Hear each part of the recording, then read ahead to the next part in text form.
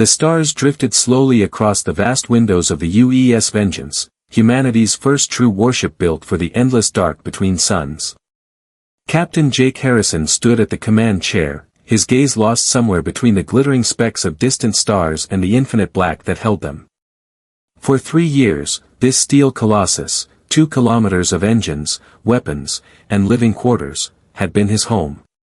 The Vengeance was not just a ship. It was humanity's declaration to the universe: we are here. We are no longer confined to our cradle. And we will endure whatever waits for us in the silence. 800 men and women lived within its armored halls.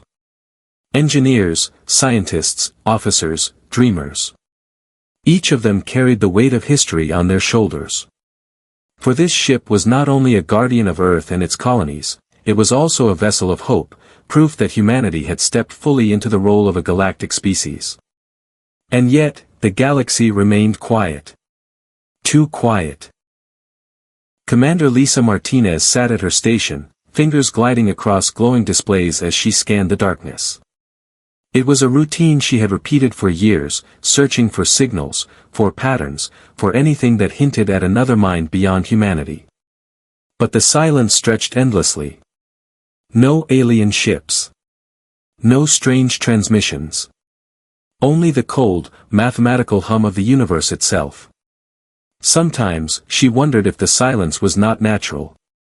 Perhaps it was hiding something. Perhaps the quiet was intentional. Deep below the bridge, Chief Engineer Ryan Parker worked in the bowels of the ship. The great fusion reactors pulsed with steady light, their rhythmic hum like the heartbeat of a titan. Ryan treated those engines like family. He knew every vibration, every whisper of plasma. In 50 years, humanity had gone from combustion engines to warships that could outrun comets, and yet, out here, speed meant nothing without purpose. And purpose was what the crew struggled with most. Dar. Amanda Foster sat alone in the science lab, surrounded by endless data streams from deep space. She spent her days analyzing starlight, scanning barren worlds, listening for life's faintest echoes. But the universe refused to answer. To her, it felt like a mansion long abandoned, lights still burning, but every room empty. She had theories, of course. Every scientist did.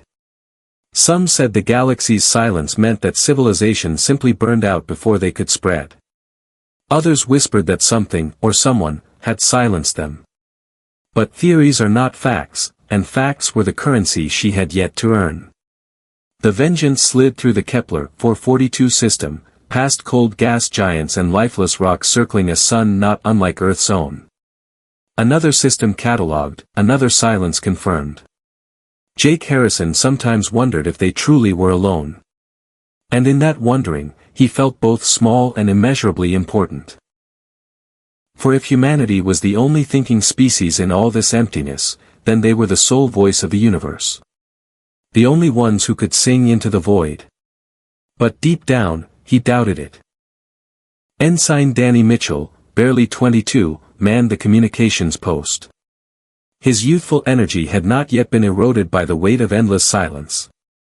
To him, the hiss of cosmic static was a kind of music, the whisper of stars, the heartbeat of galaxies.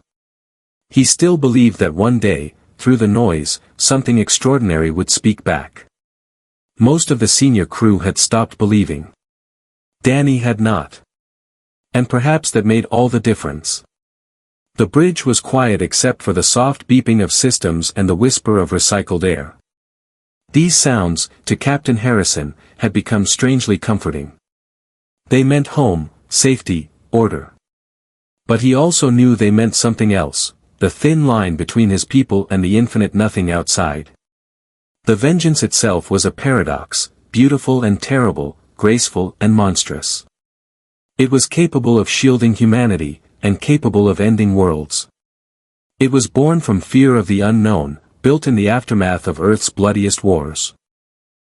For the first time, humans had looked outward instead of inward, realizing their greatest danger might not be each other, but the silent dark between stars. Lieutenant Kevin Walsh handled the communication arrays, listening day after day for any signal beyond human reach. Sometimes he thought perhaps they were listening for the wrong things. What if alien minds communicated in ways beyond radio, beyond sound, beyond any system humans could imagine? Perhaps the silence was not silence at all, only their own deafness. And yet, 3 years had passed since the Vengeance had left Earth's orbit, and reality had given them nothing but quiet. The galaxy was vast, billions of stars, trillions of worlds. Mathematics all but promised that life should exist in abundance. But mathematics and reality had never been perfect allies. The reality was emptiness.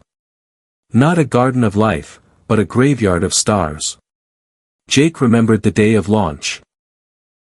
The Vengeance had risen from Earth's orbital shipyard to the applause of millions. Children had dreamed of captaining starships. Politicians had spoken of destiny. Scientists had promised wonders. And for a while, humanity had believed. But wonder, they had discovered, could take the shape of profound loneliness. The crew adapted as best they could. Danny remained hopeful, clinging to the dream of first contact. Lisa grew suspicious, convinced the silence hid something darker. Ryan buried himself in the comfort of machinery. And Amanda searched endlessly for patterns in the static, chasing theories that whispered of watchers hidden in the dark. But no one could escape the weight of their solitude. Sometimes, late in the ship's night cycle, Dr. Foster thought she glimpsed it, the faintest ripple in the quantum background of space. Subtle disturbances, like footprints pressed into sand long after the walker had passed. Were they echoes of dead civilizations? Or were they signs of something still watching? She could not prove it. But she could not shake the feeling. Captain Harrison hoped the Vengeance's weapons would never be needed. Planet-cracking missiles, energy beams that could tear fleets apart. All of it built in preparation for the unknown. All of it, he suspected, aimed at enemies that might never come. But that was the paradox of their mission, the silence was both comfort and curse. To hear nothing meant safety. To hear nothing meant despair. And so the Vengeance pressed onward, deeper into the quiet ocean of stars. Its crew, each in their own way, learned to live with the silence of the galaxy. None of them knew the truth waiting in the dark. None of them knew that the silence was not natural. That it had been imposed, long ago, with ruthless precision. And that soon, the silence would break. Danny Mitchell was staring at his screen after 6 unbroken hours when it happened. The communications array flared to life, numbers and tones streaming across his display in patterns too deliberate to be random. His blood ran cold. For the first time in 3 years, the galaxy spoke. And what it said was not a greeting. It was a scream. If you're still with me, what do you think the silence of the galaxy means? Is it protection, or a warning? Let me know in the comments, and don't forget to subscribe if you want to hear what happens when humanity finally learns the terrible secret behind the quiet universe. Danny Mitchell's hands shook as he called out across the bridge. Captain, signal detected. It's not background noise. It's structured. The words froze the crew in place. For 3 years, their lives had been measured by silence, their hopes dulled by static. Now, the quiet had broken, and every soul aboard the Vengeance felt the shift. Captain Jake Harrison moved slowly to Danny's station, eyes narrowing at the cascading patterns glowing across the screen. The signal was faint, buried deep within the cosmic static, but its rhythm was undeniable. This was no natural occurrence. Lisa Martinez's voice was calm, but her knuckles whitened against the edge of her console. Coordinates? Danny nodded, throat dry.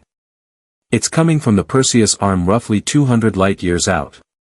Repeating every 43 seconds. 43 seconds. Not the language of stars or pulsars. The language of intelligence. The bridge filled with a quiet tension. For years, they had dreamed of this moment. But now that it had come, few felt joy. Instead, a chill seemed to creep through the steel corridors. Dr. Amanda Foster leaned closer to the data feed. Her eyes tracked the signal's repeating structure, her mind already dissecting its possible origins. This isn't a greeting. It's too sharp, too abrupt. Like a warning beacon. Her words sank into the silence like stones into water. Captain Harrison gave the order no one expected. Plot a course. Some part of him knew he shouldn't. Every instinct screamed caution. But he also knew what history would remember. Humanity had asked for the universe to speak, and now it had. To ignore it would mean denying their very purpose among the stars. The Vengeance shifted, engines roaring to life, and set its bow toward the Perseus arm toward the signal. Toward the truth that had waited in silence. The journey lasted weeks. Time stretched thin, the monotony broken only by the endless analysis of the repeating message. Dr. Foster poured herself into the data, feeding it through every algorithm the ship possessed. But no matter how she rearranged the fragments, the meaning remained elusive. It was structured, mathematical in its symmetry, layered in harmonics no star could produce. Yet it carried no symbols of welcome, no attempt at translation. Ryan Parker, listening to Amanda's reports, muttered what many secretly feared. What if it's not meant to be understood? What if it's just a trigger, like the sound of a tripwire? Danny dismissed the thought, though unease darkened his face. No. It has to mean something. Nobody sends a signal just to scare. But Amanda wasn't so sure. As the Vengeance neared the source, the signal grew stronger. And stranger. Lisa noticed it first, the pattern was shifting. Not random, not broken, but evolving. Like a puzzle that changed shape the closer you came to solving it. This isn't a broadcast, she said quietly. It's reactive. Her words rippled through the bridge. The crew was not simply listening to an old message. They were being noticed. The system that awaited them was unremarkable at first glance. A yellow star, 3 rocky worlds, 2 gas giants. But orbiting the third planet was something no telescope from Earth had ever glimpsed. A structure. Vast, broken, ancient. The Vengeance dropped out of faster-than-light speed on the system's edge, and the image filled their displays, a colossal ring, tens of thousands of kilometers across, fractured in places yet still holding shape around the barren world below. It dwarfed their worship. It dwarfed comprehension. Humanity had dreamed of meeting alien civilizations, but this was no meeting. This was archaeology. Whatever minds had built this structure were long gone. And yet, the signal still pulsed from its heart. The crew gathered in the observation deck, staring in silence at the shattered ring. Danny whispered what they all felt. We're not the first. We're not alone. Dr. Foster's eyes were wide, reflecting the alien monument. If they could build this, their knowledge was beyond anything we can imagine. But why abandon it? Why let it fall to ruin? No one answered. Because the truth pressed against their minds, unspoken but heavy. Civilizations do not abandon wonders willingly. Something had silenced them. As probes were launched toward the ring, Amanda analyzed the signal again. And then, at last, she saw it. The 43-second cycle was not arbitrary. It was a countdown. Her voice trembled as she explained it to the captain. It isn't a message. It's a timer. Resetting itself with each cycle. But counting down from what? The final word settled like ash in the room. Weeks of silence had prepared them for this moment. And yet, as the countdown ticked in endless repetition, the crew found themselves gripped by something unfamiliar, dread. Ryan busied himself with systems checks, muttering that he trusted steel and engines more than cryptic math. Lisa grew sharper, her suspicions confirmed that the galaxy's quiet was deliberate. Danny clung to the possibility that it was a test, a way of measuring if humanity was ready. And Amanda. Amanda dreamed of shadows moving behind the stars, ancient intelligences that had pressed their will into the silence long before humanity's first spark. Captain Harrison said little.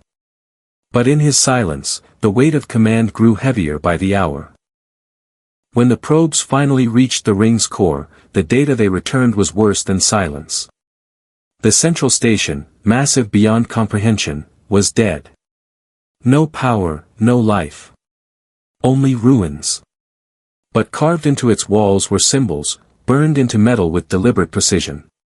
Amanda's team translated enough to grasp the meaning. Do not call into the dark. Do not break the silence. They are listening. The message was not to them. It was to anyone. It was to everyone. The silence of the galaxy was no accident. It was a prison of fear, built on warnings etched into the ruins of civilizations older than Earth itself. And humanity, in their curiosity, had just broken the first rule. The crew stared at the message until the meaning sank fully into their bones. Danny was the first to speak, his voice cracking. It's not a beacon. It's a warning system. Someone, or something, wanted us to stay quiet. Lisa turned toward the captain, her face pale but resolute. We shouldn't be here. We need to leave before. But before what? None of them wanted to finish the thought. The signal pulsed again, louder now, resonating through the Vengeance's very hull. It was no longer just a timer. It was a summons. And somewhere, beyond the edge of their sensors, something had heard. What do you think humanity has awakened in the silence of the galaxy? A forgotten guardian? Or the very predators that ended every alien civilization before us?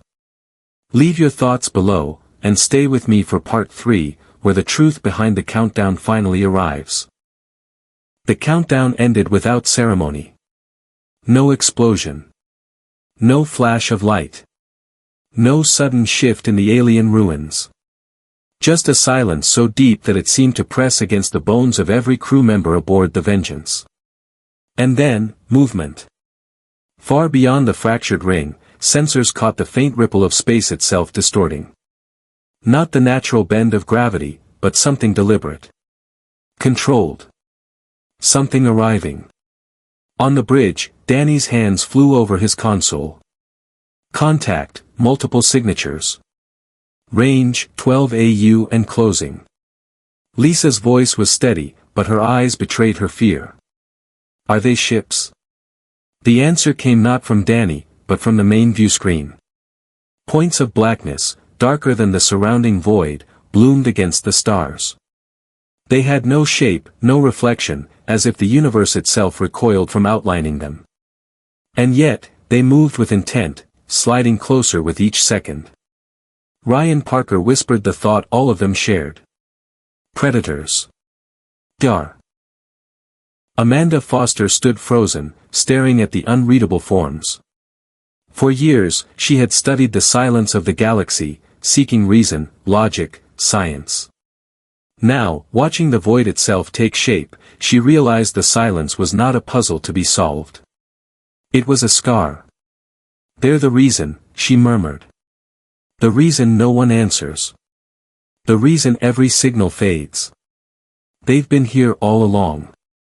The first signal came, not from the void forms, but from the alien ruins themselves. A burst of sound, raw and guttural, flooding every channel. Words not meant to be understood, but felt. Amanda gripped her console, translating fragments through strained algorithms. Her face paled as meaning surfaced. You were warned. You called into the dark. Now we come. Captain Jake Harrison rose slowly, his eyes locked on the encroaching darkness. In his silence, the crew found both anchor and dread. We fight, Ryan said firmly, gripping the weapon's controls. We can't just. But the captain raised a hand. No. Not yet. The Vengeance had been built for war, for Earth's survival against human enemies. But against this? Against a silence older than the stars themselves. The dark shapes drew closer, and as they did, systems across the Vengeance faltered. Power flickered, engines shuddered, sensors died in waves of static. It was not attack in the way humans understood. It was something deeper. Presence alone was enough to corrode the fabric of their reality. Lisa fought her failing console, her voice cutting through the chaos. They're not destroying us. They're unraveling us. And then, something unexpected. The ruins lit. For the first time in perhaps a million years, the colossal ring glowed with faint, blue fire. Symbols pulsed across its surface, resonating with a force that pushed back against the dark intruders. Danny's eyes widened. It's a shield. The builders left it behind to hold them off. Amanda shook her head, her gaze fixed on the writhing shapes pressing against the ring's sudden glow. Not to hold them off. To delay them. The realization hit like a blade. The silence of the galaxy was not just a warning, it was a strategy. Civilizations rose, built wonders, and when they reached too far, when their voices became too loud, the predators came. And those civilizations built what they could to buy time for the next. A desperate hope that one day, someone might endure. Humanity had stumbled into that ancient relay of survival. And now, the torch was theirs. Captain Harrison stood tall as the crew looked to him for direction. His voice was steady, quiet, but carried the weight of humanity itself. If silence is survival, then why are we here? Why are we still standing when everything else fell? Amanda answered softly, almost to herself. Because maybe we were supposed to. Maybe the silence wasn't just fear, it was preparation. For us. The predators struck again, their formless shadows pressing harder against the shield of the ancient ring. The glow faltered, cracks spreading across its vast surface. Ryan's voice shook with frustration. We can't run. They'll follow. We can't fight. We don't even know what they are. Lisa turned toward the captain, her voice sharp but resolute. Then we do the one thing no other civilization dared. We answer. The crew froze. For 500,000 years, silence had been law. The ruins warned against it, the galaxy enforced it. But Lisa's words carried a dangerous truth, silence had kept them hidden, but it had also kept them weak. Captain Harrison met her gaze. He understood the risk. But he also understood something deeper, the essence of humanity itself. They were not a species of silence. They were a species of defiance. Transmit, he ordered. Danny hesitated, his hand hovering over the controls. What do I send? The captain's voice was calm, certain. Send us. Our voice, our history, our refusal to be erased. Let them know humanity remembers what silence tried to take away. And so, across the void, Earth's story poured forth, songs and laughter, sorrow and triumph, the long arc of a species that had clawed its way from caves to stars. It was not a weapon. It was a declaration. The void shapes recoiled. Not in fear, but in recognition. The galaxy had grown used to silence. But now, here was something new. Something loud. Something alive. The predators pressed harder, but the vengeance did not falter. The ship's systems roared as if defiance itself powered them, pushing back against the unraveling force. Amanda's eyes filled with tears as she realized the truth. They expected silence to protect us. But it was our voice all along. That's what they feared. The ancient ring shattered at last, collapsing into the world below. But in its destruction, it unleashed one final surge of energy, a parting gift from a civilization long dead. The predators staggered against the blast, their forms flickering, their hold on the system broken for a fleeting moment. It was not victory. But it was survival. The vengeance burned its engines, tearing away from the system, carrying with it the echo of Earth's voice. As the stars stretched into lines and faster than light swallowed them, the crew sat in heavy silence. Not the silence of fear. Not the silence of absence. But the silence that comes after a song, when the last note still lingers in memory. Captain Harrison's voice broke it at last. The galaxy wanted us quiet. But we are here. And we will not go silent again. They did not know what would come next. Whether the predators would return, whether their defiance had awakened worse. But for the first time, the silence of the galaxy was broken. Humanity had spoken. And the stars, long mute and empty, seemed just a little less quiet. What do you think? Was humanity's defiance an act of hope? Or a fatal mistake that will bring the predators to our home? Share your thoughts below.